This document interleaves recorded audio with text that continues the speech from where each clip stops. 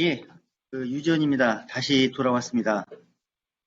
생방송이 굉장히 어렵네요, 생각보다. 리허설도 충분히 많이 하고 완벽했다 생각했는데 예기치 못한 사고가 났습니다. 불편함 드려 죄송하고요. 계속 이어서 하도록 하겠습니다.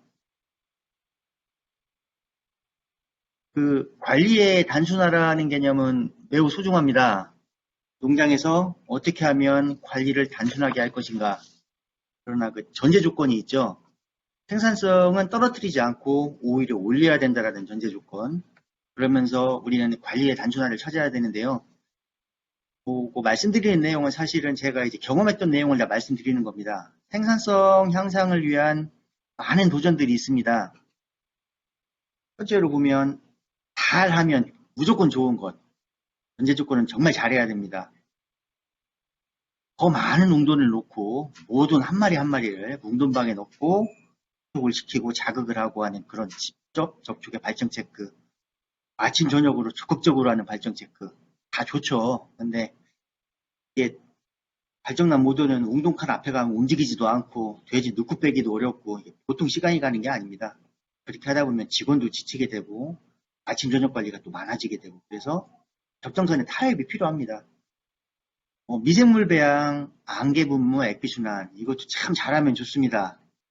보조사업은 많기 때문에 미생물 배양기도 받고 안개 분무기도 설치해서 배양을 해서 뿌리면 될 것 같지만 배양을 하기 위한 절차, 재료, 뿌리고 난 후에 관리, 청소 이런 부분들도 만만치 않죠. 하지만 잘하면 좋다라는 거는 누구나 다 인정하는 거죠. 두 번째면 하면 좋은데 굉장히 많은 비용과 많은 노동력이 들어가는 일들이 있습니다. 1차 간호분만이라고 얘기를 해보겠는데요. 돼지가 분만을 시작할 때부터 분만 종료할 때까지 밀착해서 간호분만을 하면 사실은 생체사고를 많이 줄일 수 있는 게 사실입니다. 유도분만을 하기 위해서 유도분만제를 투여해도 실제적으로 분만은 한 70%는 주간분만을 하고 30%는 야간분만을 하게 되는데 그렇다고 100% 주간분만을 하고자 유도분만제를 이른 일령에 투여해서 조기분만을 시키는 것도 좀 위험성이 있는 거고요. 여기도 이제 선택적으로 고민을 할 수밖에 없습니다. 어디까지 간호분만을 밀착해서 할 것인가 이런 부분도 그렇고 출하할 때 이제 체중 측정이 있습니다. 한 마리 한 마리를 체중을 재서 출하를 하면 등급제 정산을 한다면 굉장히 큰 혜택을 받을 수 있지만 일반적으로 눈으로 출하를 체크해서 보내는 것과 한 마리 한 마리 체중 측정하는 것과는 2배 이상의 시간차와 2배 이상의 노동력이 필요합니다. 그만큼 공간도 필요하고요. 이 부분도 선택을 해야 되는 부분이죠. 그리고 일두일침, 요거는 뭐 여전히 많은 논쟁이 있을 수도 있는데 이것도 이제 많은 비용과 노동력이 들어가는 부분이고요. 그리고 세 번째로는 농장 일을 하다 보면 해도 그만 안 해도 그만 이런 일들이 있습니다. 했는데도 똑같은 결과, 안 했는데도 똑같은 결과. 경우에 따라 이제 다양한 백신이 있을 수 있습니다. 농장에 맞는 백신일 수도 있고 환경에 맞는 백신일 수도 있고 이유하고 육성률이 한 95% 되는데 굳이 다른 호흡기 백신이 필요할까? 이런 고민도 해볼 수가 있는 거고요. 그리고 각종 투약 처치도 역시 마찬가지 선택입니다. 안 해도 되는 걸 과하게 하는 건 없는지 이런 부분도 한번 생각해 볼 필요가 있습니다. 그리고 하면 무조건 안 좋은 것, 과도한 투자, 그리고 중복된 관리, 각 농장마다 그런 불필요한 요소들이 있습니다. 사실은 스스로 찾기는 좀 어려운 부분이 있는데 직원들과 또는 외부 전문가와 계속 토론을 통해서 찾아가는 것들이 굉장히 중요합니다. 해도 안 해도 같은 결과라면 안 하는 것이 무조건 좋습니다. 해도 100%의 결과, 안 해도 100%의 결과라면 안 하는 것이 무조건 낫죠. 번식 성적을 향상시켜준다, 성장을 촉진시킨다, 사고를 감소시킨다, 악취를 저감하고 슬러지를 분해한다. 다 좋죠. 이런 효과를 가졌다라는 굉장히 많은 기능성 첨가제들이 있고요. 이런 효과를 가졌다는 시설과 장치들이 있습니다. 근데 실제 도전을 해봤을 경우 그런 긍정적인 효과가 나올 수도 있지만 또 그렇지 않은 경우도 굉장히 많습니다. 그거는 뭐 경험해보지 않으면은 쉽게 이게 딱 느낌으로 알 수 없는 내용이기도 한데 만약에 이런 부분이라면 안 하는 것이 오히려 농장의 입장에서 더 맞는 거죠. 백신도 역시 무조건 농장마다 상황은 다 다를 수 있다라고 보고요. 근데 무조건 해야 하는 거라면 같은 결과가 나왔을 경우 어떻게 하면 쉽게 빠르게 저비용으로, 즉 관리를 단순화할 것인가, 이거는 굉장히 선택하는 데 중요한 요소입니다. 예를 들면 이제 서쿠 백신과 마이코 백신의 선택이 될 수 있는데, 뭐 혹자는 이걸 나눠서 하는 게 더 효과가 있다, 물론 맞는 말일 수도 있고요. 근데 지금은 간편하게 섞어서 또는 이미 합제된 백신으로 한 번에 끝내는 백신이 많이 나와 있고 보편화가 되어 있죠. 빠르게 쉽게 접종할 수 있는 부분인 거죠. 모든 백신도 또한 마찬가지고요. 이제 모든 백신을 들어가면 또 많은 이슈가 있고 일거리가 있겠지만, 이것도 이제 쉽게 빠르게 할 수 있는 방법을 찾는 게 중요하고요. 또 한 예를 들어 대용류가 있습니다. 저는 이제 3주 이유를 하다 보니까 이유 체중이 그렇게 크지 않아서 대용류를 주는데, 처음에는 이걸 항상 이제 돼지꼬리를 넣어서 따뜻하게 공급을 했습니다. 근데 이걸 직원들한테 해보라고 시켰더니 어느 날 갔더니 직원들이 이걸 안 하고 그냥 찬물에 섞어서 대용유를 주더라고요. 그래서 깜짝 놀랐죠. 그래서 야, 돼지 잘 먹냐 하니까 직원들이 잘 먹는다고 하더라고요. 그래서 한번 지켜봤죠. 그랬더니 처음에는 차가워서 되는 듯 하다가 잘 먹습니다. 청소는 어떨까요? 대용유 주고 나면 관리가 어렵죠. 항상 청소해주고. 청소도 하지 않아요. 그냥 아침에 주고 오후에 가보면 뭐 똥 떨어진 거 있으면 좀 걷어내고 다시 주고, 설사가 발생할까 했지만 일부 발생할 수는 있지만 이렇게 큰 문제는 아니더라고요. 그러니까 뭐 같은 결과라면 그런 복잡한 절차를 피하고 쉽고 빠르게 할 수 있는 방법을 선택하는 거죠. 그리고 오늘의 주제에 나왔네요. 뭐 웬만하면 농장들이 하는 부분이죠. 후유자돈 처치 시점에 그 콕시듐제와 철분제를 투여를 하는데, 지금은 보편적으로 많이 나누어서 이걸 투여했습니다. 근데 합제된 제품들이 이제 나오기 시작하더라고요. 그런 제품이 출시하기 전에 저희 농장에서 실험할 좋은 기회가 생겨서 그런 실험을 통해서 그 결과를 가지고 오늘 이제 말씀드리고자 이 자리까지 제가 나오게 됐는데요.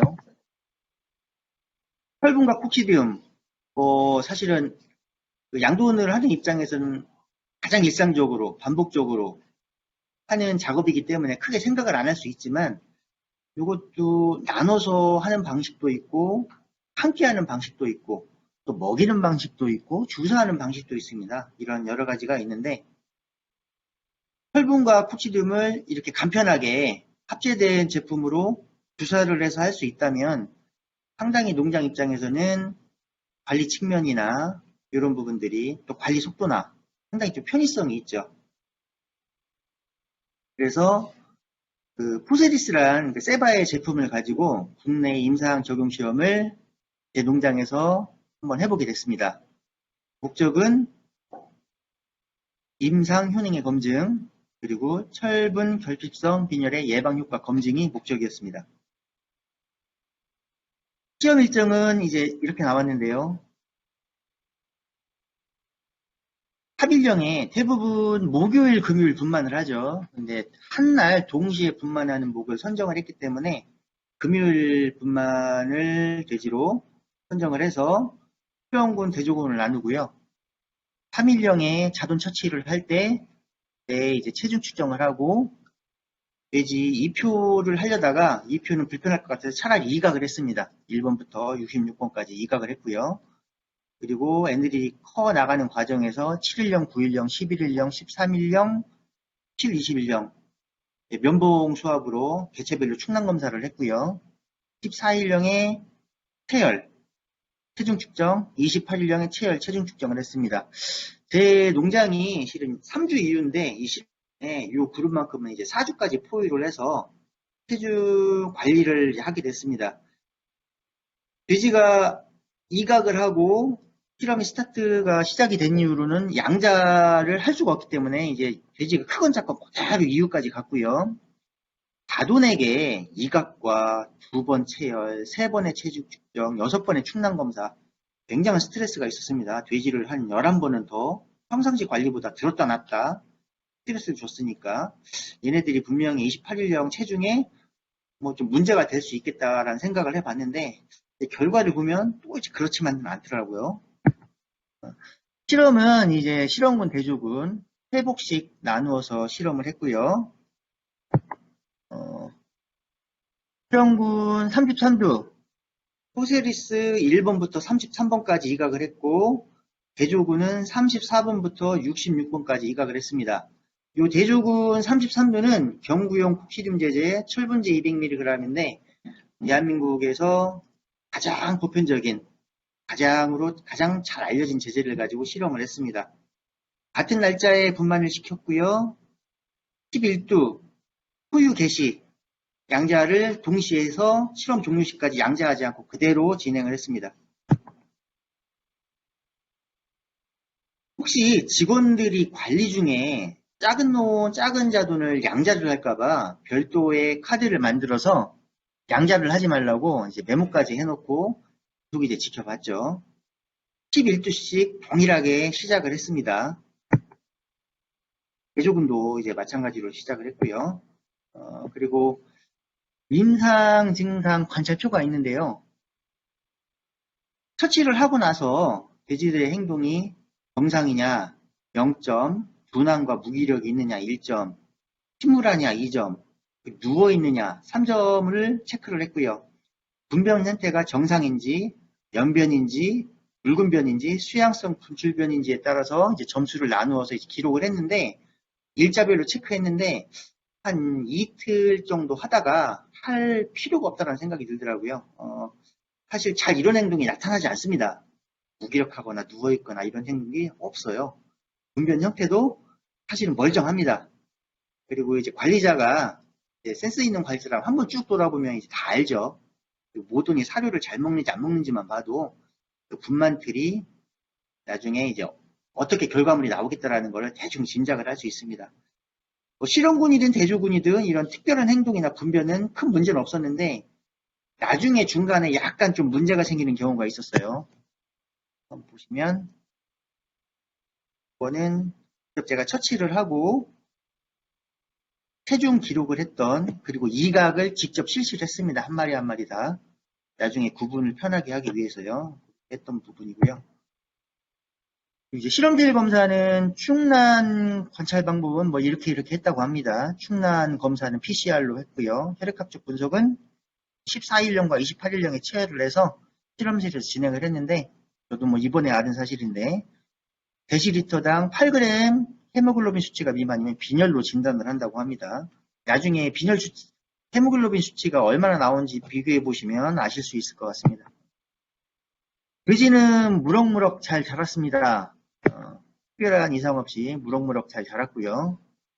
참고로 저희 농장의 분만틀은 보온 상자가 없습니다.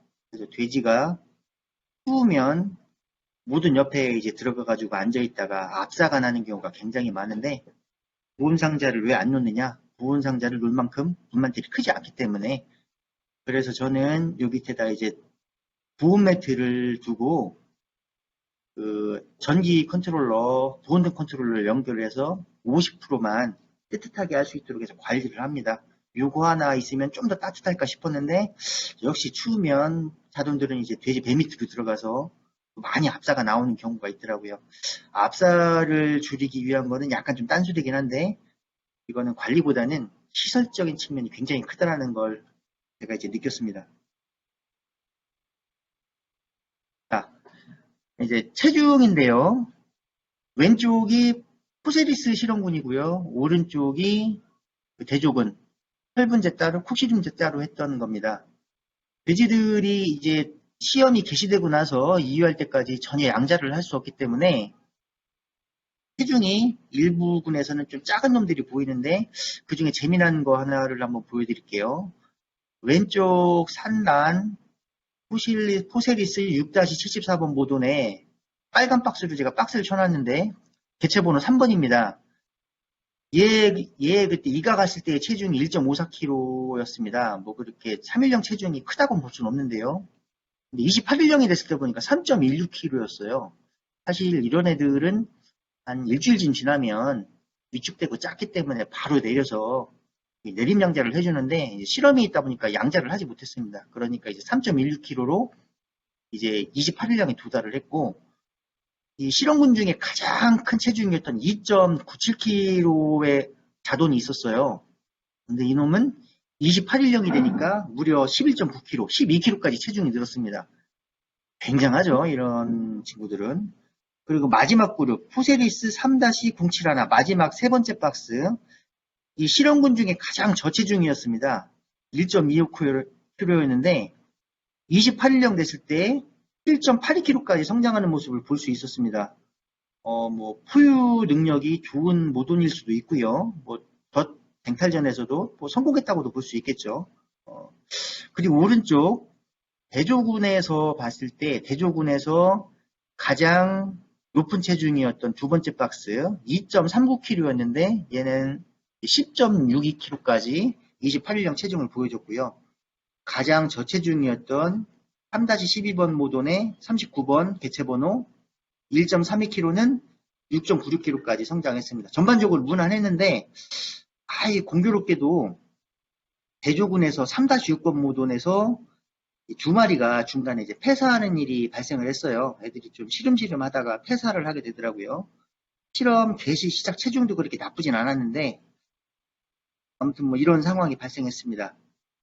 실험군과 대조군 28일령 평균 체중을 봤더니 자 어땠을까요? 실험군, 포세리스 실험군은 8.54kg가 나왔습니다.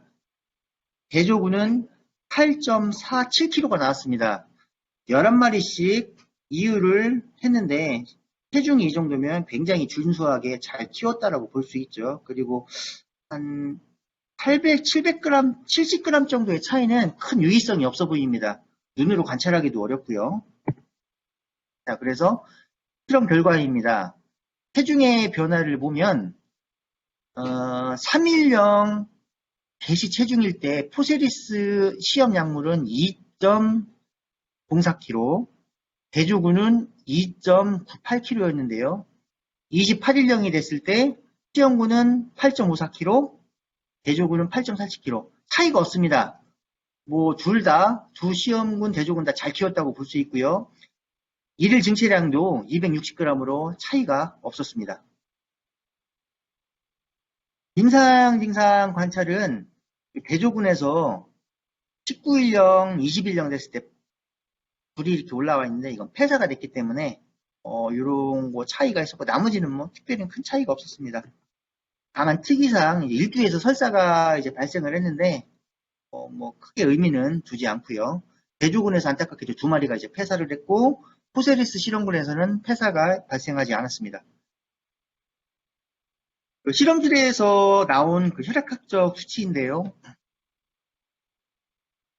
백혈구가 리터당 몇 개가 있느냐, 적혈구가 리터당 몇 개가 있느냐, 실험군과 대조군을 봤을 때 다 기준치 이상은 있었는데 백혈구가 28일령에서는 시험군이 좀 더 이제 높은 형태를 보여줬고요. 적혈구는 14일령에서 대조군보다 실험군이 좀 더 높은 수치를 보여주었습니다. 요거는 이쪽에 있는 분들이 말씀하시기를 유의성이 있다라고 말씀을 하시네요. 헤모글로빈, 데시리터당 몇 그램이 있느냐, 8g 이하는 빈혈이라고 했는데 모두 그 이상의 높은 수치를 보여주었기 때문에 큰 문제는 없죠. 다만 누가 조금 더 우세하냐라는 걸 봤을 때는 포세리스 시험 약물군이 대조군보다는 더 높은 수치를 보여줬습니다. 0.5g 정도 더 높게 이렇게 나와 있다라고 보여지네요.